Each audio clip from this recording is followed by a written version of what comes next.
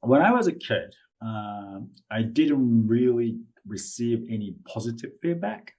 Uh, what they said was, "Don't do this, don't do that," and sometimes they just grab a book door and then whack my left foot and go, "Don't drag your left foot." That was feedback. I fixed my dragging left foot instant, like this more, like this. But they never said that was good or you did a good job. None of this. So I had a hard time giving feedback when when I started teaching in New Zealand, as you know. Yeah, tell me about this positive and negative feedback when we should be giving how as well, maybe. Yeah, can you tell me about this? Yeah, positive and negative feedback. Let me ask you a question before we jump into this, man. Do you think that that's still the approach used by some Japanese sensei in the dojo? Different generation, probably not. Maybe they, sports psychology and a little bit of coaching. Younger people bringing those recent coaching techniques into Japan. So I'm sure they are changing it. But still, I think Kendo world is not using these feedback correctly.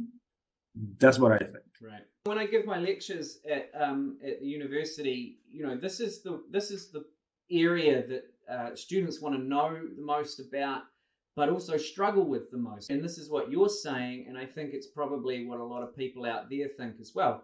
When do we give this feedback? How do we give it in a way that is really effective? And I think it's worthwhile reflecting, for example, what type of feedback do you give in the dojo most often? And I would be willing to bet if it was anything like me, it would be close to what they call zero feedback.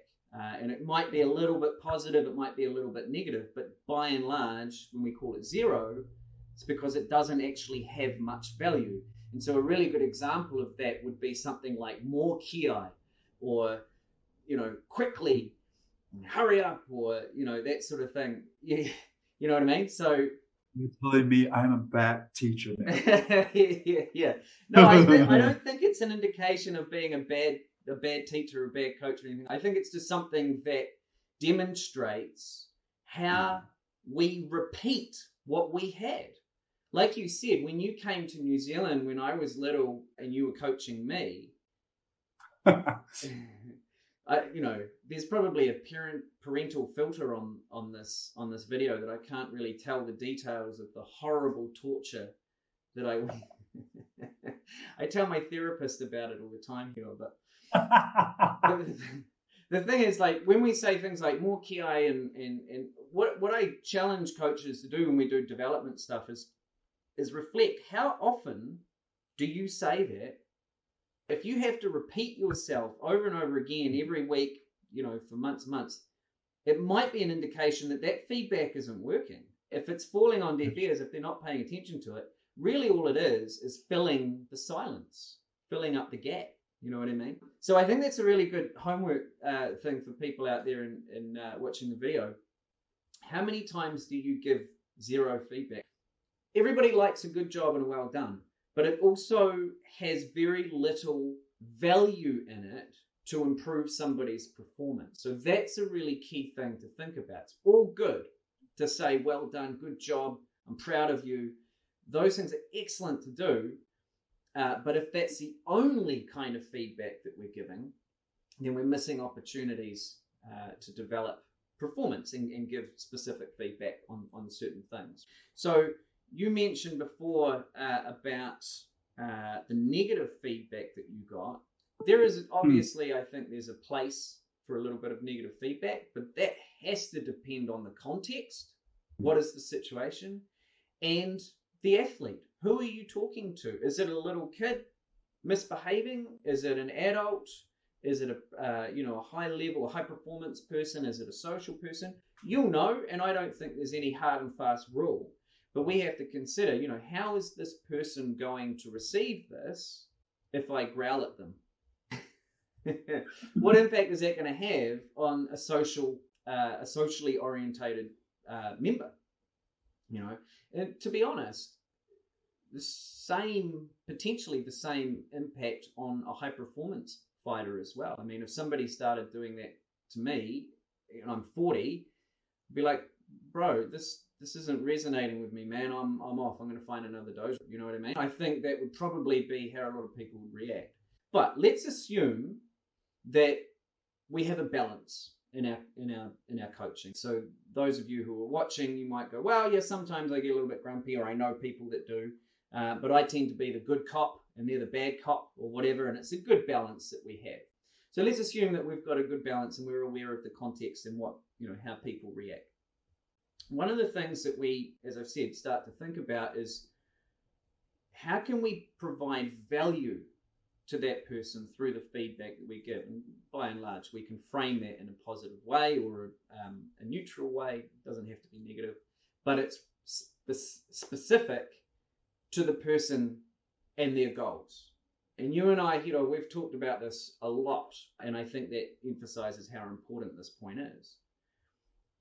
Setting goals, specific goals with our athletes, just lays the pathway for so many good coaching practices, and this is one of them. When I know that you're working on turning your left foot in before you strike, when I know that that's your goal because you and I have talked about it, we set it together, or we discussed it numerous times, then I can start to give you feedback specifically on that thing, rather than the generic, you're too close, you're too far away, that wasn't ippon, or something like that. Have you heard yourself say that before? You're too close, you're too far away, whatever it is. Pull your shoulders back. So I think let's get to the nitty gritty here. Here's a couple of techniques. The one that I love to use is questioning. From my experience in doing this at the university with the students, there is a bit of a fine line because you can question the athlete too much and they get sick of it and they go, look, just give me the bloody answer, would you? You're the coach, tell me how to do it better. Well, I agree with that, but at the same time, when you're out on the floor, whether it's jigeko or a grading or a shiai or whatever, is the coach in your ear? Is there a little microphone earpiece thing? There's not. So the person that's out there, the member or the athlete, shall we say, has to be able to make these adjustments to their performance themselves. They have to be able to decide, okay, I'm too far away here. Maybe, like coach told me, I need to close my distance. But we need them to come to that realization themselves. And the technique that I think is the most practical for that is questioning. So let me give you an example. So let's say that your left foot hiro is turned out all the time. And what I know that this does, and you know this too because we've talked about it, is that it shortens your cutting distance by about that much. Takes power out of your cut, and so you're sort of twisting around like that, and you don't actually see the shinai hitting the target. You know this because we've talked about it. So Hiro, your left foot's turned out, mate. Did you know that? Okay, well, what do you think the implications of that? If your left foot comes out like that, what do you think will happen as a result? And you can start the conversation like that. So you're putting that athlete in the driver's seat. And that's really, really important for the reason that I mentioned. You're the one that has to make those adjustments at crunch time. The coach can't be everywhere all the time. They can't be sort of, yelling out advice from the sideline or anything like that. So we have to have an opportunity for the athletes to self-evaluate. And the best way that we can do, or one of the best and most effective ways we can do that, is by asking them questions about their technique and what they think the implications might be.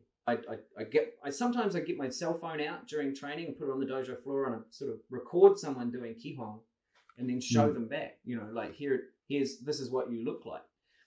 And perhaps you won't see that in a Japanese dojo very much, but that's it. That's their disadvantage, man. If we can change our attitude just a little bit and say, look, this is a teaching tool. Have a look at what I'm not texting. I'm taking a video of you with your permission, with your consent, so that I can show you, what I see. When you see it, then we can start the conversation. What are the implications? How do you think this is going to influence or impact what you're trying to do? So asking questions is a great way to start giving feedback that's relevant, and that and the person is moving away from relying on you as the coach, and they're starting to self-adjust.